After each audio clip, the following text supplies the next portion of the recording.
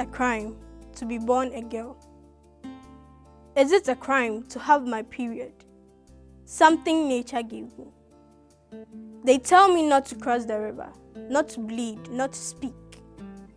They tell me my blood is dirty, yet this blood gives life. Being a girl in this place is not a gift. This is not just my story, but the story of thousands.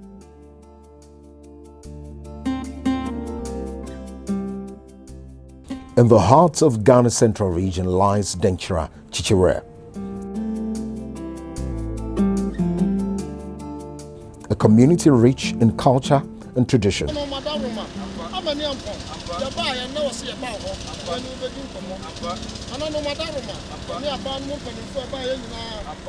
But behind the smiles and warmth of its people lies a challenge that affects health of its population: menstrual hygiene. Women must not cross the Offin River on Tuesdays. 2. Women menstruating must not cross the Offin River at all. You dare not cross the river when menstruating for assured reasons of getting drowned.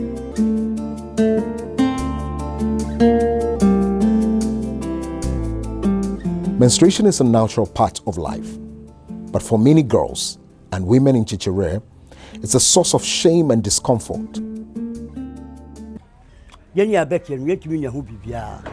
From generations up till now, this tradition has been obeyed, and those of us living now cannot change this taboo.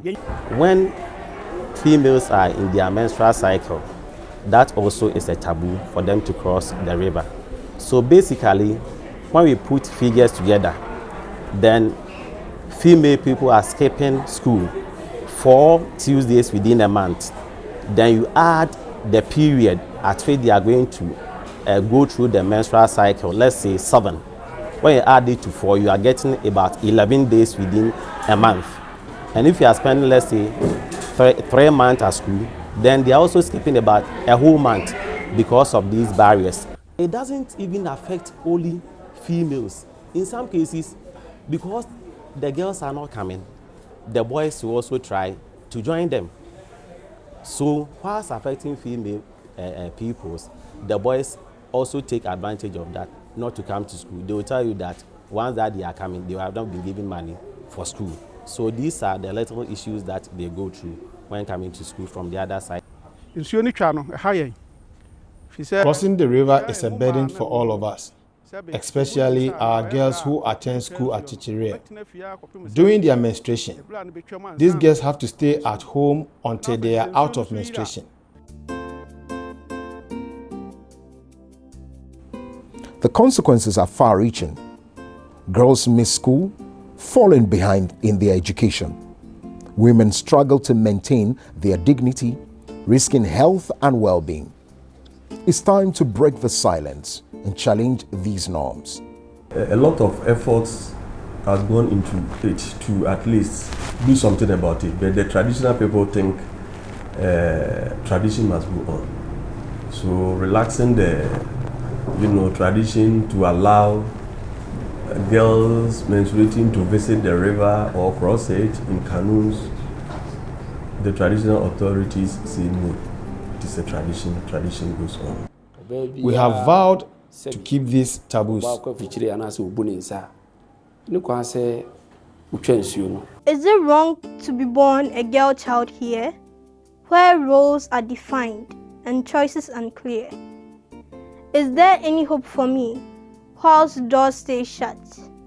My future is mapped without a cut. We actually believe the importance of girls' child education in our society.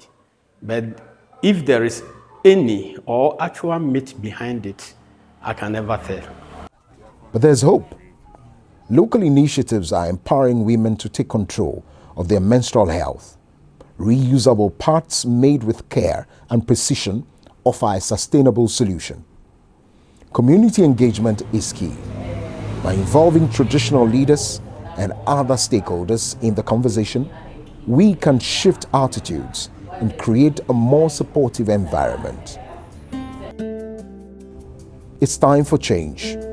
We need to provide access to affordable sanitary products, improve facilities, and challenge harmful taboos. I think they should talk with the ghost, so that we can cross it. Together, we can create a more inclusive and supportive community for all. It is onus on the traditional rulers to find a way, speak to the deities. Traditions and customs differs from one area to the other. It is the paramount chief that oversees and keeps the traditions of the area. Having been able to localize the present situation, I think the Denkyira traditional area headed by the Denkyira Hene and the Denkyira Hema, they have a big role to play in this. The Central Regional House of Chiefs will engage the Nananum in those areas concerned and see how best we can help. I think that this kind of tradition, we should find a way of saving some of them, not all. Because, for instance, what we are talking about, female, when they are having menstruation, they don't have to cross the river. Remember, the river is their source of livelihood. They may go there to wash and other things. At the time, they had no pipe-borne water. That could have been the source of drinking water. So they will be very sure that nobody polluted with whatever. And now that we have, the world is together and we can get facilities like, pipe-borne water, borehole, what have you. If we want to reverse the situation, something like what you have started should go in education. Is there a way we can preserve the culture and still navigate around this cultural practice so that girls can have easy access? There should be a way. Unfortunately, we are doing with gods that we do not see. That would mean they're going to negotiate with the gods.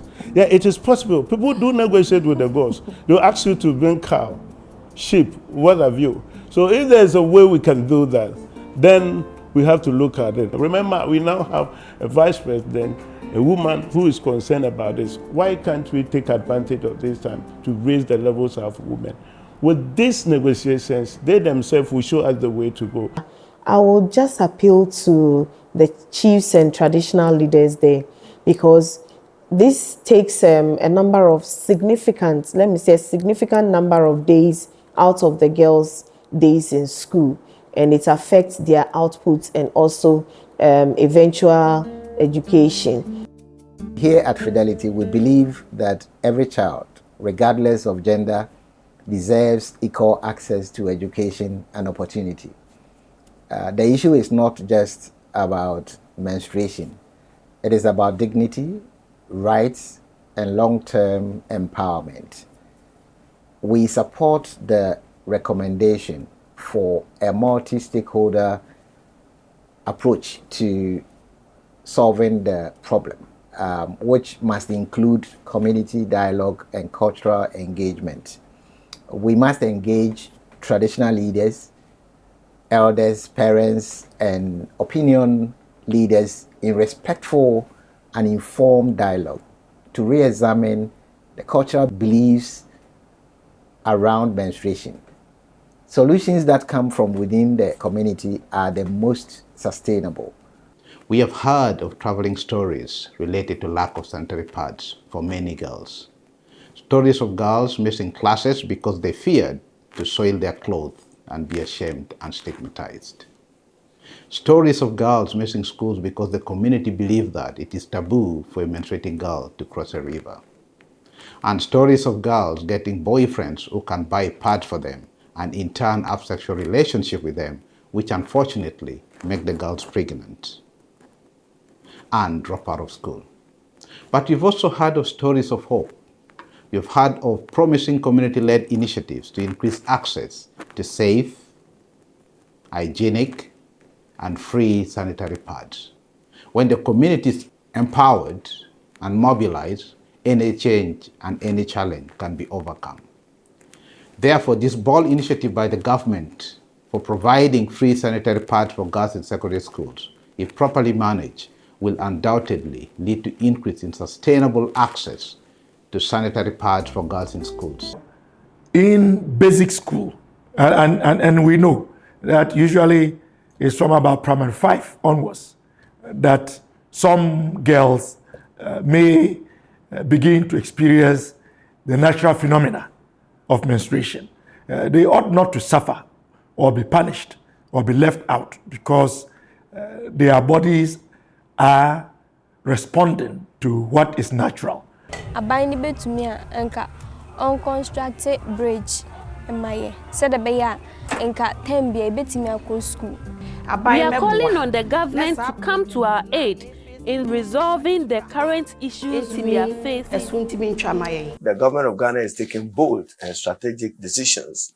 A significant milestone in the effort is the launch by President John Dramani Mahama of the Free Sanitary Pass program. We intend to upscale it and to expand the numbers to cover even more girls from senior high school to include even girls in the junior high school. I'm a firm believer in our culture and our traditional religion, but when it goes against the rights of our girls, we need to speak up. Together, we can create a more inclusive and supportive community for all. I'm ever ready to support them in any way. So they should just go to the river deity. Through all that is expected of them to do, when the river deity accepts that henceforth we are going to allow our children who are in their menses to cross freely, and Tuesdays to females can also cross freely, I'm ready to help them. As a woman, everything within my power to help my people, I'm ready to do it. In every girl lies the power to dream, to rise and to lead. I hold on to the hope that one day I will walk freely, speak boldly, and live without fear or shame.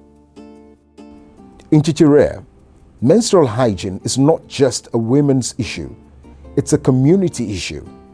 Let's work together to break the silence and create a brighter future for all.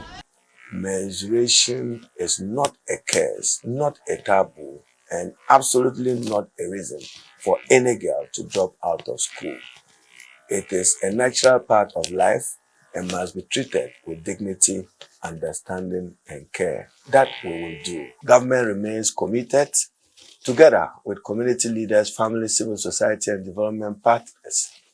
It is compelling and urgent that we address girls' absenteeism attributable to their inability to manage their menstrual cycle whilst in school.